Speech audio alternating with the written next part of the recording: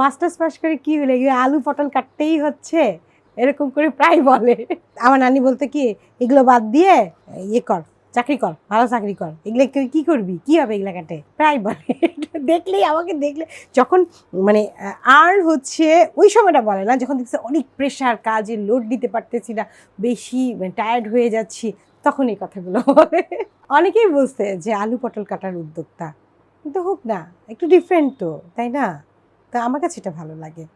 কেউ যদি নেগেটিভলি বলে, হয়তো ওই মুহূর্তে বেশি খারাপ লাগলে আমার ওই মুহূর্তটুকুই অনেক খারাপ লাগে, পরবর্তীতে এটা আর খারাপ লাগে না, পরবর্তীতে এটাকে আমি ফান হিসেবেই ধরি, এটা একটা সুইট মেমোরি হিসেবেই আমি রাখি, এগুলোকে আমি কখনো মনের মধ্যে গেঁথে রাখিনি। আর যদি মনের মধ্যে গেঁথে রাখতাম কোনো নেগেটিভ কথা, তাহলে তো আগাতে পারতাম না, ওখানেই থেমে যেতে হতো।